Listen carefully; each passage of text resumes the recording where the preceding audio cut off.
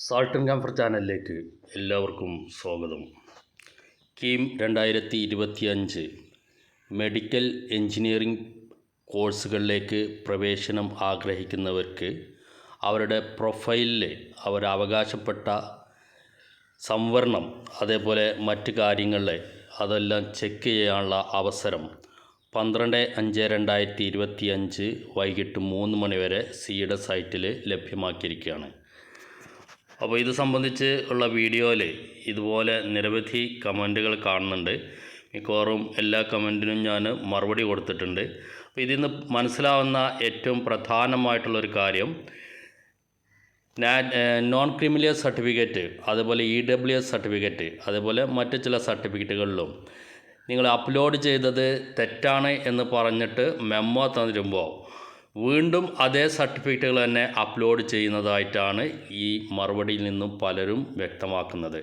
അതായത് നിങ്ങൾ അപ്ലോഡ് ചെയ്ത സർട്ടിഫിക്കറ്റ് ക്ലിയർ ആയിട്ടില്ല എന്നുള്ള ആ ധാരണയിലാണ് പലരും വീണ്ടും ഇതേ സർട്ടിഫിക്കറ്റുകൾ തന്നെ അപ്ലോഡ് ചെയ്യുന്നത്.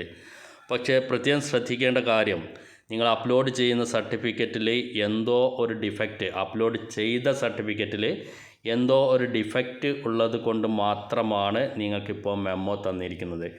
ക്ലിയർ അല്ല എന്ന പേരിൽ മെമ്മോ തന്നവർ വളരെ കുറച്ച് പേരേ ഉണ്ടാവുള്ളൂ. അല്ലാതെ ഡിഫക്റ്റ് ഇൻ ദിസ് സർട്ടിഫിക്കറ്റ് എന്ന് പറഞ്ഞിട്ടാണ് നിങ്ങൾക്ക് മെമ്മോ തന്നിട്ടുള്ളതെങ്കിൽ ആ സർട്ടിഫിക്കറ്റിൽ പ്രത്യേകിച്ച് അതിൻ്റെ പർപ്പസിലോ അല്ലെങ്കിൽ അതിൽ നൽകിയിരിക്കുന്ന ഇയറിലോ അല്ലെങ്കിൽ അതിൽ നൽകിയിരിക്കുന്ന പേരിലോ എന്തോ ഒരു മിസ്റ്റേക്ക് ഉള്ളത് കൊണ്ടാണ് നിങ്ങൾക്ക് അങ്ങനെയുള്ള മെമ്മോ തന്നിരിക്കുന്നത് എന്നുള്ളത് പ്രത്യേകം ശ്രദ്ധിക്കുക. അതുകൊണ്ട് തന്നെ പുതിയ സർട്ടിഫിക്കറ്റ് എടുത്തതിന് ശേഷം മാത്രം അത് അപ്ലോഡ് ചെയ്യുക. പഴയ സർട്ടിഫിക്കറ്റിനെ വീണ്ടും അപ്ലോഡ് ചെയ്ത് കഴിഞ്ഞാൽ ഒരു പക്ഷേ വീണ്ടും നിങ്ങൾക്ക് മെമ്മോ തന്നേക്കാം. ചിലപ്പോൾ മെമ്മോ തരാതെ നിങ്ങളുടെ ആ ക്ലെയിം ഒഴിവാക്കിയേക്കും. നിങ്ങൾ ഏതിലേക്കാണോ ഈ സർട്ടിഫിക്കറ്റ്, എന്ത് ആവശ്യത്തിനാണോ ഈ സർട്ടിഫിക്കറ്റ് സബ്മിറ്റ് ചെയ്തിരിക്കുന്നത്, ആ ക്ലെയിം നിങ്ങൾക്ക് പിന്നീട് കിട്ടാതാവും. നാറ്റിവിറ്റി സംബന്ധമായിട്ടുള്ള മെമ്മോ ആണ് തന്നിട്ടുള്ളതെങ്കിൽ അതിൽ നിങ്ങൾക്ക് ക്ലെയിം ഇല്ല എങ്കിൽ നിങ്ങളെ നോൺ കാരലേറ്റ് ആയിട്ട് പരിഗണിക്കുന്നതും ഈ പറഞ്ഞ ഒരു സംവരണങ്ങളും അനുവദിക്കാത്ത രൂപത്തിൽ നിങ്ങളെ ജനറൽ കാറ്റഗറിയിൽ നോൺ കാരലേറ്റ് ആയിട്ട് പരിഗണിക്കുകയായിരിക്കും. അപ്പോൾ അത് വളരെ വലിയ നഷ്ടങ്ങളുണ്ടാക്കും. അതുകൊണ്ട് തന്നെ നിങ്ങൾ ക്ലെയിം ചെയ്തിരിക്കുന്ന കോട്ടയിൽ അല്ലെങ്കിൽ നിങ്ങൾക്ക് എന്തിനാണോ ഈ മെമ്മോ തന്നിരിക്കുന്നത് അതിനനുസരിച്ച് വാലിഡായിട്ടുള്ള സർട്ടിഫിക്കറ്റ് തന്നെ അപ്ലോഡ് ചെയ്യാൻ ശ്രദ്ധിക്കാം. അപ്പോൾ ഇവിടെ പല പ്രോസ്പെക്ടസിൽ നോക്കിക്കഴിഞ്ഞാൽ നിങ്ങൾക്ക് അതിൻ്റെ കറക്റ്റായിട്ടുള്ള ആ ഒരു സർട്ടിഫിക്കറ്റ് ഇത് കാണാൻ സാധിക്കും. ഇപ്പോൾ ഇത് പ്രോസ്പെക്ടസിൽ EWS സർട്ടിഫിക്കറ്റാണ് ഈ കാണിക്കുന്നത്. Annexure 26A. Annexure 26A income and asset certificate to be produced by economically weaker sections of citizens in general category for the purpose of reservation under clause 6 of article 15 of the constitution. എന്നിട്ട് ഇതിൻ്റെ അടിയിൽ പ്രത്യേകം എഴുതിയിട്ടുണ്ട്, reservation for admission to educational institution other than minority institutions. അപ്പോൾ ഇത് education പർപ്പസിനുള്ളതാണ് എന്നുള്ളത് ഇതിൽ നിന്ന് വ്യക്തമാണ്. അപ്പോൾ ഈ ഒരു ഫോർമാറ്റ് തന്നെ നിങ്ങൾ വില്ലേജ് ഓഫീസിൽ പോകുമ്പോൾ ഈ ഒരു ഫോർമാറ്റ് തന്നെ എടുത്തു കൊണ്ടുപോയി ഈ ഒരു ഫോർമാറ്റിൽ തന്നെ സർട്ടിഫിക്കറ്റ് വാങ്ങാൻ ശ്രദ്ധിക്കാം. EWS സർട്ടിഫിക്കറ്റ് എംപ്ലോയ്മെൻറ്റ് പർപ്പസ് എന്നുള്ള ആ ഒരു രൂപത്തിലുള്ള EWS സർട്ടിഫിക്കറ്റും കഴിഞ്ഞ ദിവസം ഒരു കാൻഡിഡേറ്റിനോട് ഞാൻ സർട്ടിഫിക്കറ്റ് ചോദിച്ചപ്പോൾ അവർ അയച്ചു തരികയുണ്ടായി. അപ്പോൾ ഇവിടെ ശ്രദ്ധിക്കേണ്ട കാര്യം, എംപ്ലോയ്മെൻറ്റ് പർപ്പസിനുള്ളതോ അല്ലെങ്കിൽ മറ്റാരെങ്കിലും ഇഷ്യൂ ചെയ്തോ ആയിട്ടുള്ള EWS സർട്ടിഫിക്കറ്റോ അല്ലെങ്കിൽ ഇൻകം സർട്ടിഫിക്കറ്റോ ഈ ഒരു കാറ്റഗറിയിലേക്ക് പരിഗണിക്കാൻ അത് പര്യാപ്തമല്ല. ഈ പറഞ്ഞ സർട്ടിഫിക്കറ്റ് തന്നെ ഈ പറഞ്ഞ ഫോർമാറ്റിൽ തന്നെ വേണം.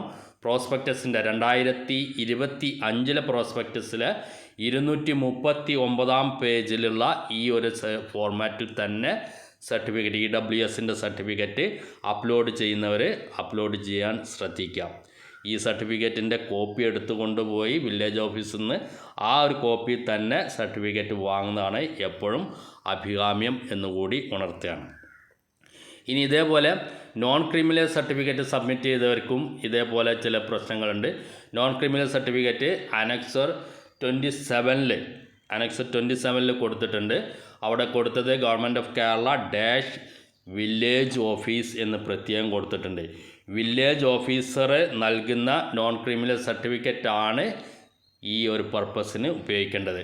പിന്നെ നോക്കാം നോൺ ക്രിമിനൽ സർട്ടിഫിക്കറ്റ് അതിൻ്റെ തൊട്ട് താഴെ നോൺ ക്രിമിനൽ സർട്ടിഫിക്കറ്റ് എന്നുള്ളതിന് തൊട്ട് താഴെ കൊടുത്ത് നോക്കുക സ്റ്റേറ്റ് എഡ്യൂക്കേഷണൽ പർപ്പസ് എന്ന് പ്രത്യേകം അവിടെ കാണിച്ചിട്ടുണ്ട്.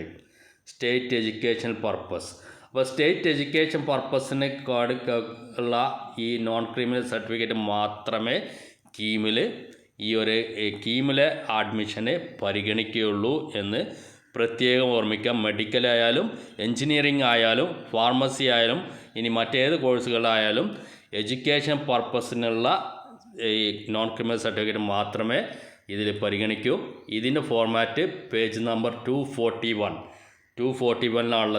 അത് നേരിട്ട് നിങ്ങൾ വില്ലേജ് ഓഫീസിൽ പോയി വാങ്ങുകയാണെങ്കിൽ ഈ ഒരു ഫോർമാറ്റിൽ തന്നെ വാങ്ങാൻ നോക്കുക. അക്ഷയ സെൻറ്റർ വഴി അപ്ലൈ ചെയ്യുന്നവർക്ക് ഇതുപോലുള്ള സർട്ടിഫിക്കറ്റ് അല്ല കിട്ടുന്നത്. അവർക്ക് കിട്ടുന്ന സർട്ടിഫിക്കറ്റിലും ആ നോൺ ക്രിമിനൽ സർട്ടിഫിക്കറ്റ് എന്നുള്ളതിൻ്റെ തൊട്ട് താഴെ സ്റ്റേറ്റ് എഡ്യൂക്കേഷൻ പർപ്പസ് എന്ന് തന്നെയല്ലേ അവിടെ കൊടുത്തിരിക്കുന്നത് എന്ന് ശ്രദ്ധിക്കുക.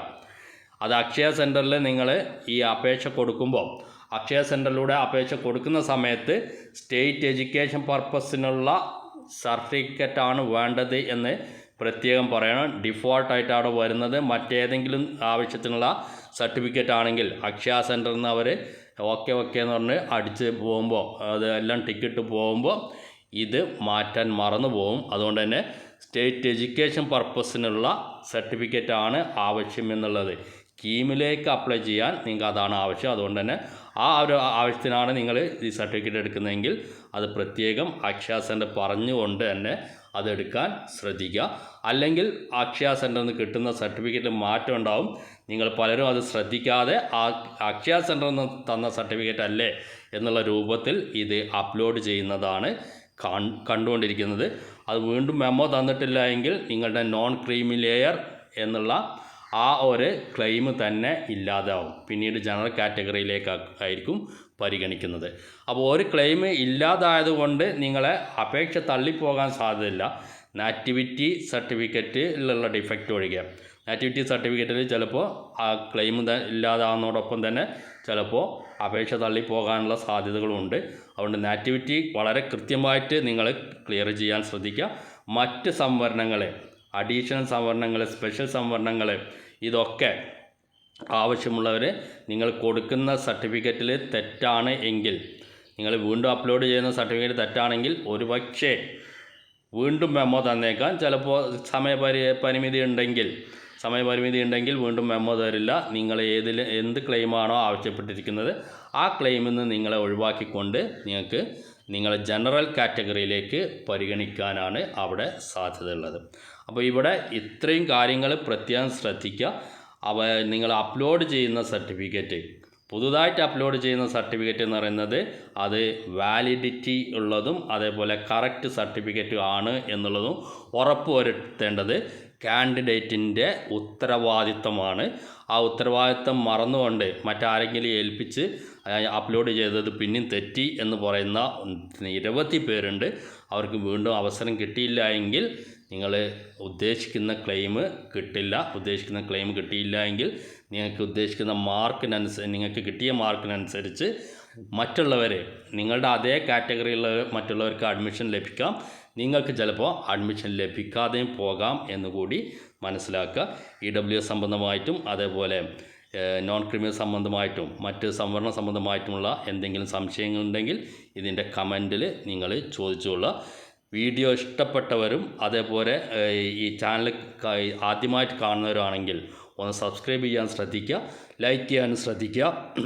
പലരും വീഡിയോ കാണുന്നുണ്ട്, ഇഷ്ടംപോലെ ആൾക്കാർ വീഡിയോ കാണുന്നുണ്ട്, പക്ഷേ സബ്സ്ക്രൈബ് ചെയ്യുന്നില്ല എന്നാണ് ഞാൻ മനസ്സിലാക്കുന്നത്. നിങ്ങൾക്ക് കൃത്യമായിട്ടുള്ള വിവരങ്ങൾ തരാൻ വേണ്ടിയാണ് ഈ ചാനലിലൂടെ ശ്രമിക്കുന്നത്. അതുകൊണ്ട് തന്നെ ആവശ്യമുള്ളവരെല്ലാം കറക്റ്റ് വിവരം കിട്ടണം എന്ന് ആവശ്യമുള്ളവർ ചാനൽ സബ്സ്ക്രൈബ് ചെയ്തുകൊണ്ട് ഇതിലെ തുടർച്ചയായിട്ട് ഈ വീഡിയോസ് കാണാൻ ശ്രദ്ധിക്കുക. വീഡിയോ വാച്ചിന് നന്ദി, നമസ്കാരം.